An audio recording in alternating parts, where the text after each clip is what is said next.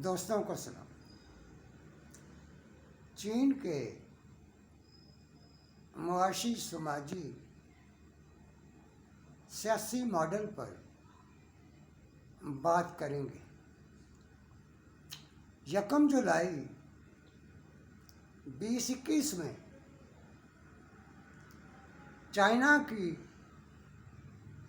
Communist party CCP और अवाम ने तरक्की खुशहाली का जश्न मनाया है। ये किसानों की सियासी पार्टी सीसीपी की 100वीं सालगिरह थी। चीन में जश्न का समा था, हर तरफ रोशनियां थी। चीन के सदर शी जिनपिंग ने तकरीर करते हुए कहा, चीन दुनिया का काबिल एहतराम मुल्क है, खुशहाल, आज़ाद और तरक्की याफ्ता मुल्क है।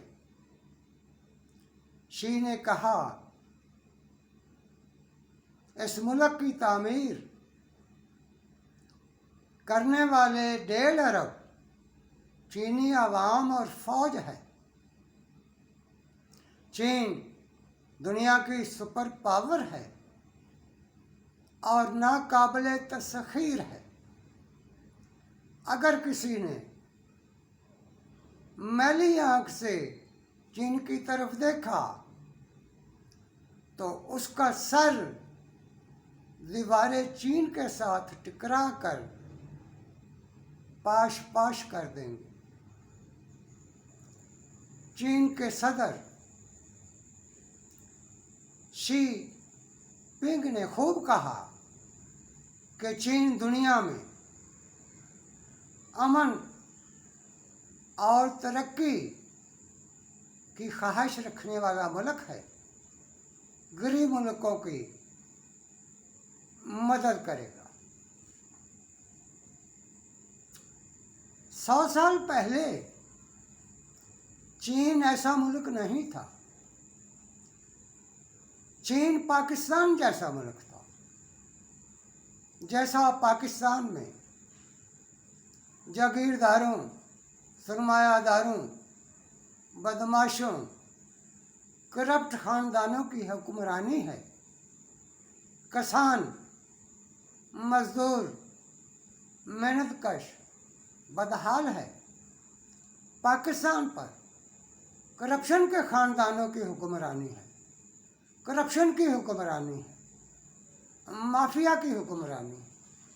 जहाँ करप्शन की हुक्मरानी होती है वहाँ अवाम बदहाल होते हैं और तरक्की नहीं होती। चीन भी ऐसा ही मुल्क था। 1921 में चीन के किसानों ने अपनी अलहदा सियासी पार्टी कायम की। CCP, communist party of China. किसानों ने अपनी अलहदा पार्टी कायम कर ली। इस पार्टी में सिर्फ 50 लोग शामिल थे। इनमें एक नौजवान माओ ज़ेतुंग था। माओ ज़ेतुंग किसान का बेटा था, स्टूडेंट लीडर था। 1921 में माओ ज़ेतुंग किसानों की पार्टी में शामिल हुआ। जागीरदारों, सरमायादारों, हुक्मरानों और माफिया ने इस पार्टी का मजाक उड़ाया। उन्होंने कहा, ये भूखे नंगे किसान, ये जाहिल अनपढ़ क्या सियासत करेंगे और ये हमारा मुकाबला करेंगे सियासत में। उन्होंने इनको बेकार और नाअहल करार दिया। मगर वक्त जो है वो अपने फैसले करता है। कम्युनिस्ट पार्टी में मजदूर शामिल हो गए, किसान शामिल हो गए, गरीब शामिल हो गए, तुलबा शामिल हो गए, ख़वातीन शामिल हो गई और किसानों की पार्टी एक बड़ी पार्टी बन गई, जिससे कॉमन तांग वाले खौफजदा हो गए। कॉमन तांग जागीरदारों की पार्टी थी, सरमायादारों की पार्टी थी, माफिया की पार्टी थी, जो सरमाए की ताकत से हुक्मरानी करती थी। 1927 में जागीरदारों ने कम्युनिस्ट पार्टी पर हमला कर दिया। उनका ख्याल था वो किसानों की इस पार्टी को कुचल कर रख देंगे, मगर किसानों ने मुकाबला शुरू किया और इस मुकाबले में माओ ज़ेडुंग एक सिपाही की हैसियत से, एक सियासी लीडर की हैसियत से शामिल हुआ। 1927 से चीन में खाना जंगी शुरू हो गई और इसमें गैर मुल्की फ़ौजें भी शामिल हो गई।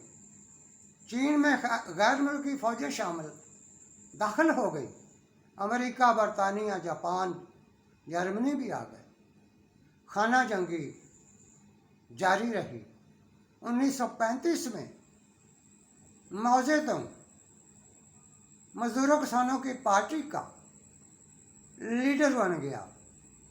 1949 में 1949 में मजदूरों किसानों की पार्टी ने चीन पर कब्जा कर लिया और जागीरदार, माफिया, सरदार और सरमायादार चीन से फरार हो गए। उन्होंने जाकर चीन के एक जजीरे ताइवान में पनाह ली, जहां उनकी हिफाजत के लिए अमेरिका की फ़ौज मौजूद थी। माओ ज़ेडुंग ने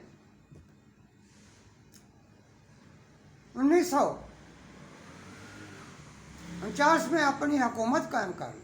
हुकूमत का निज़ाम तब्दील कर दिया।